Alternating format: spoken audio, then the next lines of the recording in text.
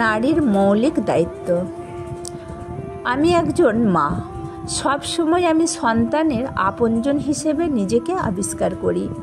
আমার সন্তানেরা আমার আদর সোহাগে বেড়ে উঠেছে। আমার সন্তানের প্রতি রয়েছে অকুণ্ঠ ভালোবাসা। সন্তানের জন্য ব্যাকুল থাকে আমার মন। এমনিভাবে মায়ের আদর, স্নেহ আর অকুণ্ঠ ভালোবাসা সকলের মানব হৃদয়কে উদ্বেলিত করে তোলে। একজন মা অনেক চড়াই উতরাই পাড়ি দিয়ে সন্তানকে আদর, মমতা আর সোহাগে মানুষ করার প্রাণান্তকর চেষ্টা করে থাকেন।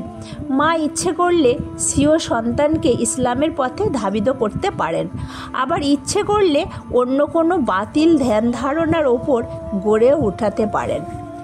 আমার প্রতিবেশী এক মায়ের জীবনের কথা শেয়ার করি আপনাদের সাথে। আমি ভদ্রমহিলার মতো সুখী কোনো মানুষ এই পৃথিবীতে কমই দেখেছি। তিনি নিজে একজন কুরআনের হাফেজা। এই মায়ের 3 সন্তানই কুরআনের খাদেম। আলহামদুলিল্লাহ, আমি এই মায়ের সৌভাগ্যকে ঈর্ষা করি। তিনি এই সৌভাগ্য পেয়েছেন আল্লাহ তাআলার রহমত ও বরকতের মাধ্যমে। তবে সবচেয়ে বড় যে বিষয়টি, এই বরকত অর্জনের জন্য তিনি নিজেও ভূমিকা পালন করেছেন। সন্তান পালনের প্রতি শরীয়তের দেওয়া নির্দেশনা পালন করেছেন।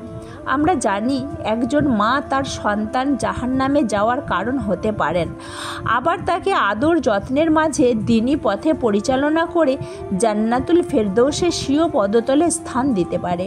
তাই আসুন আদর্শ জননী হওয়ার জন্য আমরা মায়ের দায়িত্ব, কর্তব্য সম্পর্কে সামান্য আলোকপাত করি।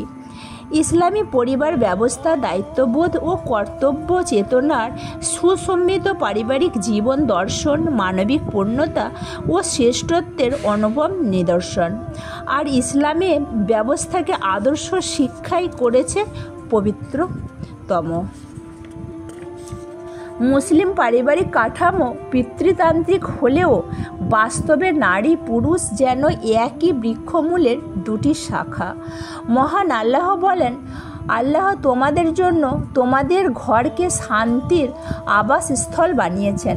অন্যদিকে আদর্শ পরিবার গঠনে মহান আল্লাহর সাহায্য প্রার্থনার বাণীও শিখিয়েছেন।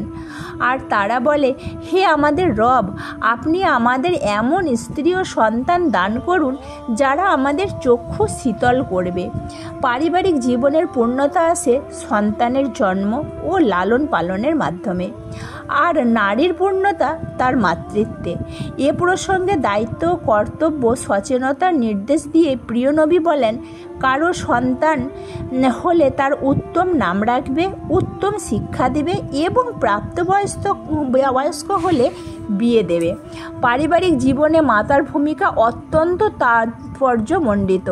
সন্তান গর্ভে ধারণ ও লালন পালনের সামগ্রিক দায়িত্ব অনেকাংশে তার একার উপর নির্ভরশীল। কিভাবে দেখুন। সর্বপ্রথম বলবো, একজন মা সন্তানকে যে আদর্শ বড় করতে চান, প্রথমে তাকে সে আদর্শ গড়ে উঠতে হবে। নিজে তাকওয়া অর্জন করবে এবং সর্বদা সন্তানকে আল্লাহর ভয় দেখাবে। আমি মনে করি সন্তানের সাথে মায়ের সম্পর্ক নিবিড় হওয়া উচিত। মাকে সন্তান যেমন শ্রদ্ধা সম্মান দেখাবে, তেমনি মায়েরও উচিত সন্তানের ব্যক্তিত্বের প্রতি লক্ষ্য রাখা। এছাড়া ছেলে মেয়েদের উপস্থিতিতে কখনো তাদের বাবার সাথে তর্ক বিতর্ক বা ঝগড়া করা যাবে না।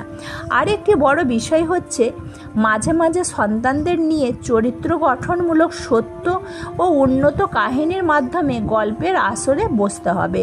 ইতিপূর্বে আমরা বড়দের কাছ থেকে এসব শিক্ষা পেয়েছি, কিন্তু বাস্তববাদী সভ্যতার আদলে চালিত এই সমাজে গল্প না শুনিয়ে আমরা সন্তানদের হাতে ডিভাইস তুলে দিচ্ছি।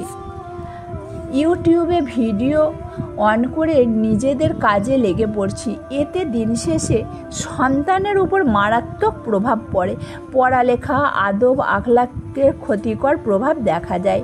তাদের হাতে ডিভাইস ধরিয়ে না দিয়ে স্নেহ, মমতা, আদর ও ভালোবাসা আদান প্রদানের জন্য সময় নির্ধারণ করে তাদের নিয়ে বসা দরকার। এ ব্যাপারে কোনোভাবেই অবহেলা করা যাবে না।